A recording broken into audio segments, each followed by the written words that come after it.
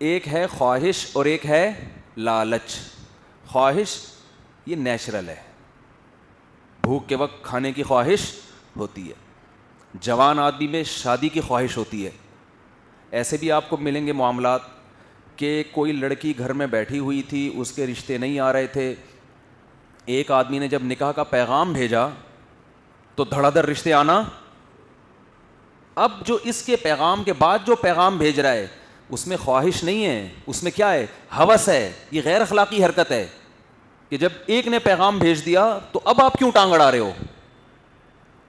نبی صلی اللہ علیہ وسلم نے فرمایا لا یخطب احدکم علی خطبۃ اخیہ, جب ایک نے پیغام بھیج دیا ہے تو اس کے پیغام پر پیغام نہ بھیجو. کیسا حسین رشتہ ہو, کتنی خوبصورت ہو, کتنی خاندانی, بھائی نہیں, یہ غیر اخلاقی حرکت ہے. مگر یہ چیز پیدا کیسے ہوگی؟ اللہ پہ اعتماد اور توکل کہ اللہ سے ہوتا ہے, غیر اللہ سے نہیں ہوتا. میں اللہ نے مجھے منع کیا ہے غیر اخلاقی کاموں سے تو میرے لیے اللہ انتظام کر دے گا. جب اللہ سے آگے نکلنے کی کوشش کرتا ہے نا انسان, اس میں برکت نہیں ہوتی. خرید و فروخت میں بھی ایسا ہی ہے, معاملات میں بھی. نبی صلی اللہ علیہ وسلم نے فرمایا جب کوئی سودا کر رہا ہو اس کے سودے پہ سودا بولو نہیں کرو. اسٹیٹ ایجنٹس کو دیکھ لیں, ایک پلاٹ پڑا ہوا ہے, کوئی لفٹ نہیں کرا رہا, ایک کسٹمر آیا, اس نے کہا اتنے کا, بھی 80 لاکھ کا, 1 کروڑ کا, اس نے پیغام بھیجا, اب 1 کروڑ میں ڈیلنگ ہو رہی ہے. اب اڑوس پڑوس کو ادھر ادھر لوگوں کو پتہ چل گیا, اچھا اس کی ویلیو 1 کروڑ ہے, چلو 1.5 ہم دیتے ہیں. او بھائی یہ تو 10 سال سے پڑا ہوا تھا, 20 سال سے پڑا ہوا تھا, اس وقت تو آپ نے کوئی قیمت نہیں لگائی. اب ایک آدمی آ گیا ہے درمیان میں, وہ سودا کر رہا ہے, اس کا سودا خراب کرنے کے لیے آپ نے ٹانگ اڑا دی. تو یہ بزنس کی خواہش نہیں ہے, یہ پیسہ کمانے کی خواہش نہیں ہے, یہ پیسہ کمانے کی ہوس ہے. سمجھ میں آ رہی ہے بات کہ نہیں آ رہی ہے؟ یہ ہوس کی چور ہیں یہ لوگ بھی, اللہ کی نظر میں ان کی کوئی اوقات نہیں ہے. چاہے وہ 3 پیس سوٹ ٹائی میں نہا دھو کے خوشبوئیں لگا کے گھوم رہے ہو معاشرے میں, اندر سے گندے ہیں یہ لوگ. اور اس سے بڑا جرم یہ ہے کہ بیانہ دے دیا آپ نے 5 لاکھ 10 لاکھ, اسٹیٹ ایجنٹ کو ایک دوسرا کسٹمر ملا اس سے زیادہ دے رہا ہے, لے بھائی اپنا بیانہ واپس پکڑ, یار اس میں تو فالٹ ہو گیا, فائل میں 2 نمبر ہی ہے, اس کو چلتا کیا, کسی اور کو پہنا دیا. وہ یہ پیسہ کمانے کی خواہش نہیں ہے, یہ کیا ہے, ہوس, کہ آپ اپنی باؤنڈری اور حدود سے بولو باہر نکل رہے ہیں. تو کما لو بھائی, کس نے منع کیا ہے؟ چہرے کا نور بھی اللہ ختم کرے گا. سب سے بڑا مسئلہ یہ ہوگا کہ آپ کے دل کا سکون ختم. اختیارات سے آگے نہ نکلا جائے کبھی بھی.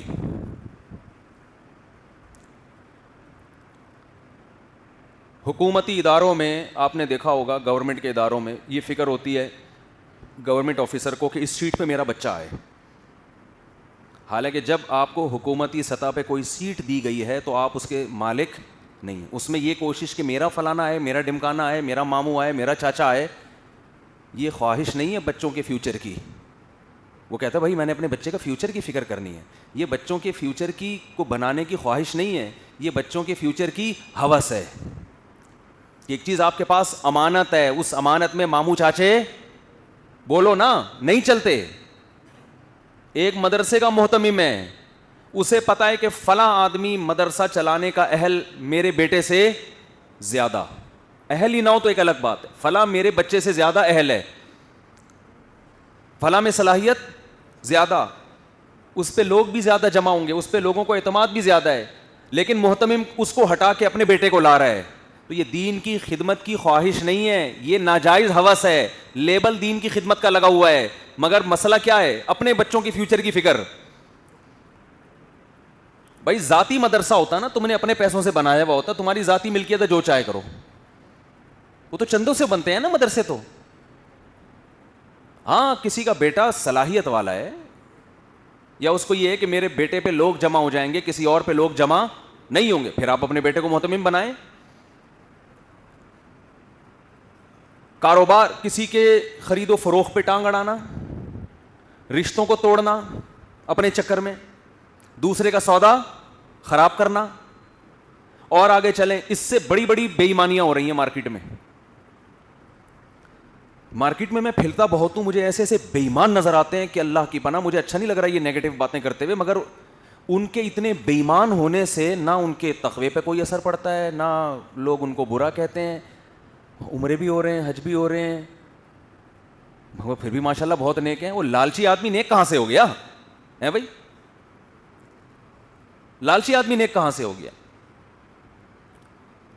ایک صاحب مجھے ملے, ایج ہوگی میرا خیال ہے 60 سال, بیگم کا انا للہ و انا الیہ راجعون ہو گیا, اتفاق سے ہو گیا, ورنہ تو عام طور پر پہلے میاں کا انا للہ ہوتا ہے, بیگم تسلی کرتی ہے کہ چلا گیا نا آرام ہو گیا, پھر اس کے بعد تشریف لے کے جا. عام طور پر شاید اس کی یہ وجہ بھی ہو کہ مرد کی عمر زیادہ ہوتی ہے, عورتیں جب شادی ہوتی ہے تو خواتین کی عمر کم ہوتی ہے, اچھی تعویل کرنی چاہیے. بیگم کا انا للہ ہو گیا, اب وہ 60 سال کا آدمی, وہ اس کو تنہائی محسوس ہو رہی ہے, وہ شادی کرنا چاہتا ہے, بچے اتنی بڑی بڑی داڑیاں, نمازی, پرہیزگار, ابا کو شادی نہیں کرنے دے رہے کہ وراثت بولو 12.5% ان سوتیلی اماں کے پاس جائے گا. اور ظاہر ہے جو 12.5% سوتیلی اماں کے پاس جائے گا تو سوتیلی اماں کے مرنے کے بعد سوتیلے بچوں کے پاس وہ نہیں آئے گا, کیونکہ وہ تو پھر اس کے بھائی بہنوں میں جائے گا نا, اس کے ابا اماں میں, یا اس کی اولاد ہو گئی تو ادھر جائے گا. آپ کو صرف اس پیسے پہ نظر رکھنی چاہیے جو آپ نے اپنی محنت سے کمایا ہے. باپ کے پیسوں پہ نظر رکھنا یہ ہوس انتہائی درجے کی ہوس ہے. شریعت نے جو باپ کا مال اولاد کو دیا ہے نا, وہ مرنے کے بعد دیا ہے, اس لیے کہ اب اس کا کچھ تو ٹھکانہ لگانا ہے نا اس کو. تو باپ چونکہ یہ چاہتا ہے کہ میرا مال میری اولاد میں جائے, تو اسی کی اکثر تو یہی چاہتے ہیں, تو اسی کی چاہت پہ عمل کیا. بھائی مر گیا تو اب کیا قبر میں تھوڑی لے کے جائے گا, دے دو بھائی ان کی اولادوں کو. اس سے بہت سے لوگ یہ غلط فہمی میں مبتلا ہو گئے ہیں کہ زندگی میں بھی باپ کا مال کس کا ہے, ہمارا ہے. یہ بہت بڑی خوش فہمی ہے جس میں آپ مبتلا ہو گئے ہیں. میرے علم میں ایسی کوئی حدیث نہیں ہے جس میں آتا ہے باپ کا مال اولاد کا. اس کے الٹ حدیث ہے, انتا و مالوکا لی ابیکا, تو اور تیرا مال تیرے باپ کا ہے. باپ یہ بات کرے نا کہ میرا بیٹا شادی کر لے گا تو وہ ایسا نہ ہو کہ وہ سارا خرچہ بیوی کو دے دے, میرے اوپر خرچ کرنا ہی چھوڑ دے, ہے تو یہ بھی غلط. لیکن اس کی پھر بھی کوئی لاجک بنتی ہے کہ یار بڑھاپے میں پتہ نہیں مجھے پالے گا کہ نہیں پالے گا. یہ تو بالکل ہی الٹا ہے کہ ابا کی زندگی میں باپ کی جیب پہ نظر رکھ کے بیٹھے ہوئے, کمبخت تجھے تیرے باپ نے پال پوس کے جوان کیا, تو تو اپنی کمائی لا کے اس کی جیب میں ڈال, میرا تو کچھ بھی نہیں ہے بھائی, یہ سب آپ کا ہے. کیونکہ آپ نے میرے بازوؤں میں طاقت پیدا کی, میں جب پیدا ہوا تھا مجھے آپ نے عیدی سینٹر میں جمع نہیں کرایا. کوئی پابندی تھوڑی ہے اپنا بچہ لے جا کے عیدی سینٹر میں جمع کرا دو, کوئی پوچھنے والا نہیں ہے. آپ نے مجھے چھت دی, آپ نے میری ماں کو بھی کھلایا پلایا, جس نے مجھے پالا اور عزت کے ساتھ معاشرے میں ایک نام دیا, قوم دیا, خاندان دیا. ساری قوموں کے ابا کی وجہ سے لگتے ہیں نا آپ کے ساتھ. ایک ہمارے بلاول بھٹو ایسے ہیں جو بھٹو بھی ہیں زرداری بھی ہیں, دونوں چیزیں لگا دی انہوں نے, چلو ان کی مرضی, لیکن اصولی طور پر تو باپ کا قوم چلتی ہے نا. باپ بھٹو ہے تو بیٹا بھٹو ہے, باپ زرداری ہے تو بیٹا زرداری ہے, باپ خان ہے تو بیٹا خان ہے, باپ ارائی ہے تو بیٹا ارائی ہے. تو انگریزوں میں چونکہ ابا کا سسٹم ہی ختم ہوتا جا رہا ہے, اس لیے انہوں نے ماں سے خاندان چلا دیا. لیکن نیچرل جو گارجن ہے وہ کون ہوتا ہے, وہ تو ابا ہوتا ہے. تو اب بتاؤ, اتنی ساری چیزیں ابا سے لی, نچوڑ لیا ابا کو, اور اب ابا کو ضرورت ہے, تو اب ڈر اس بات کا ہے کہ ابا کی وراثت, اور کتنی تھوڑی سی جا رہی ہے یار, 12.5%. ان کو ڈر ہے کہ ابا کے ہاں ایک اور بچہ نہ پیدا ہو جائے. اب اندر سے ابا کے کیا جذبات ہیں یہ تو کوئی نہیں جانتا نا. تو ابا کے اولاد پیدا ہو گئی تو پھر وراثت. اور یہ میں ان اباؤں کی بات کر رہا ہوں جو کروڑ پتی ہیں, جن کے پاس نوٹ گننے کا ٹائم نہیں ہے, جن کا آدھی جائیداد بھی کہیں چلی جائے نا پھر بھی بچے کروڑوں خربوں کے, کروڑوں روپے کے مالک بنیں گے. کیونکہ یہ ہوس ہم نے غریبوں میں نہیں دیکھی, یہ کس میں دیکھی ہے, مالدار میں. غریب میں اگر یہ ہو نا کہ یار ابا ایک پلاٹ چھوڑ کے جا رہے ہو 20 لاکھ کا, شادی کر کے ایک اور بچہ پیدا ہو گیا تو یہ 25% وہاں چلا جائے گا, تو ہمیں بچے گا کیا. تو غریب آدمی یہ بات کرے, بات تو اس کے لیے بھی غلط ہے, لیکن کوئی لاجک بنتی ہے کہ ابا چھوڑ کے کیا جا رہے ہو, خالی دھوئیں چھوڑ کے جاؤ گے کیا سگریٹ کے وراثت میں. لیکن غریب یہ بات نہیں کرتے. یہ بات کون کر رہا ہے, مالدار. ضرورت غریب کو زیادہ ہے, باتیں اس طرح کی کون کرتے ہیں, مالدار بچے. کیوں؟ جب دولت آتی ہے تو گھر سے دین نکلتا ہے.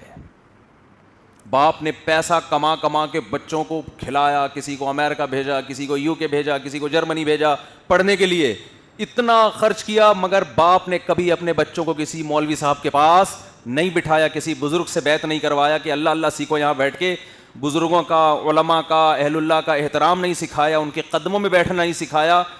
نتیجہ کیا نکلا؟ یہی اولاد باپ کی ضرورت کو سامنے نہیں رکھ رہی ہے. باپ تو تنہائی سے مر جا, بیڑا غرق ہو جا, سارا نچوڑیں گے تجھے ہم. ہونا تو یہ چاہیے تھا کہ اولاد خود کہتی ابا آپ کو ضرورت ہے, آپ صرف اپنے خرچے پہ نہیں, ہم آپ کی یہ ضرورت پوری کریں گے, ہم دیں گے آپ کو پیسہ, آپ نکاح کرو, آپ کے 10 بچے پیدا ہو جائیں, کوئی بات نہیں, جس اللہ نے ہمیں کھلایا ہے وہ ان کو بھی کھلائے گا, ہم صرف اپنے پیسے کے مالک ہیں. ہاں اگر ہماری جائیداد میں سے اس کو حصہ دے رہے ہیں تو ہم یہ ابا یہ کیا ہو جائے گی؟ زیادتی ہو جائے گی. بھائی ہم نے اپنی محنت سے کمایا تو ابا وہ کما لیں اپنی محنت سے. جن کے دل میں سخاوت ہے وہ تو یہ کہیں گے نا, 3 درجے ہوتے ہیں نا, ایک کنجوسی کا, ایک بیلنس ہے, اور ایک سخاوت ہے, ایک درمیانہ درجہ ہے, ایک کیا ہے؟ سخاوت. سخی تو کہے گا ابا کوئی بات نہیں, اگر غریب ہوئے تو میں ہوں, میں ان پہ خرچ کروں گا, کیونکہ وہ آپ کی اولاد ہے, تو ہمارے بھی تو بہن بھائی ہیں نا, تو اسلام میں تو حکم ہے بہن بھائیوں پہ خرچ کرو, ڈبل ثواب ہے. لیکن میں اس کی بات نہیں کر رہا کہ اتنی ایکسیلنسی آپ پیدا کر لیں, اس کے لیے بڑا دل چاہیے کہ کوئی بات نہیں ابا آپ بچے پیدا کریں, کوئی مسئلہ نہیں ہے, آپ سے نہیں پلیں گے کون پالے گا؟ ہم پالیں گے, ہم خرچ کریں گے ان پہ. یہ گلگت میں ایسے لوگ ہیں جو میں نے انٹرویو کروایا تھا نا, یہاں مارکیٹ میں ایسے لوگ کیا ہیں؟ شارٹ ہیں, کنجوسی ہے نا. حالانکہ جب یہ جذبہ ہوگا تو اللہ دروازے کھول دیتا ہے رزق کے, چھپڑ پھاڑ کے رزق آتا ہے. لیکن اتنی ایکسیلنسی پیدا نہیں کر سکتے تو کم از کم اتنا تو ہو کہ ابا آپ کا پیسہ ہے, جو چاہے کرو بھائی, آپ نے تو ہمیں اتنا کھلایا, اتنا پلایا, ہم تو مقروض ہیں آپ کے, ہم تو زندگی بھر آپ پہ خرچ کرتے رہے, آپ کا احسان ادا نہیں کر سکتے. اتنا دل خون کے آنسو رونے کا کرتا ہے نا جب باپ مجھے اپنے بچوں کے سامنے بتا رہا ہوتا ہے اور بچہ بیٹھا ہوا دیکھ رہا ہوتا ہے. یہ نہیں کہتا ابا ایسی بات کیوں کر رہے ہو, آپ کرو بھائی, آپ کا پیسہ ہے, ہمارا تھوڑی ہے. آج والدین جن گھروں میں لڑائی نہیں ہے نا, ماں باپ اور اولاد خوش و خرم زندگی گزار رہے ہیں, یہ وہ گھر ہیں جن میں ماں باپ کو اپنے حقوق ہی نہیں پتہ ہیں. ٹھیک ہے, جن میں ماں باپ کو اپنے حقوق پتہ ہی نہیں ہے, کمپرومائز کر کے بیٹھے ہوئے ہیں اولادوں کے سامنے کہ بھائی ٹھیک ہے ایسا ہی ہوتا ہے. ایک صاحب سے میں نے پوچھا, تو وہ یورپ میں رہتے ہیں, میں نے کہا آپ کے بچے آپ کی بڑھاپے میں خدمت کریں گے؟ انہوں نے کہا پتہ نہیں یار, ہو سکتا ہے کر لیں, نہیں بھی کریں تو کہہ رہے ہیں ہم اپنے لیے اتنا انتظام کر لیتے ہیں, پیسے جمع کر لیتے ہیں کہ بڑھاپے میں وہ ہمارے کام ہے, ہم بچوں پہ ڈیپینڈ. بہت ہی لبرل قسم کے ہوں گے یا کیا ہوگا. میں نے کہا یہ کیا بات ہوئی بھائی, یہ کیا بات ہوئی؟ آپ کی انویسٹمنٹ یہ اولاد ہی ہے, بڑھاپے میں اپنے لیے جمع کر رہے ہو کہ اولاد نے نہ پوچھا, اس کا مطلب اولاد کی تربیت نہیں ہو رہی ہے. پورا ایک سسٹم ہی چل پڑا ہے نا ایسے. آپ نے اپنے بچوں کے سامنے اپنے باپ کو پالا ہوتا تو بچوں کو پتا ہوتا کہ باپ کو کیسے رکھا جاتا. آپ نے شادی اتنی دیر سے کی کہ آپ کے بچے جب پیدا ہوئے تھے تو دادا کا انتقال ہو چکا تھا. پہلا فالٹ تو آپ نے یہ کیا, بچوں کو خاندانی وہ دکھایا ہی نہیں کہ ہوتا کیا ہے, ہمارے خاندان کی پرمپرا کیا ہے, یہ آپ نے ان کو دکھایا ہی نہیں, کہ خدمت کا موقع ہی نہیں مل رہا. تو ہوس کا مطلب سمجھ میں آ رہا ہے, ایک ہوتی ہے خواہش اور ایک ہوتی ہے ہوس. کسی کی جیب پہ نظر رکھنا, یہ جو دکاندار لوگ لچڑپن دکھا رہے ہوتے ہیں, کسٹمر کو وہاں تک پکڑ کے لاتے ہیں, وہاں سے ادھر آ جا یار, ایک دفعہ بیٹھ تو جانا. آپ نے شاپ کھول لی, آپ نے ڈسپلے پہ اچھی اچھی چیزیں سجا لیں, چلو ایک دفعہ کسٹمر کو آواز دے دو, ہاں بھائی مفتی صاحب خیریت, کافی ہے.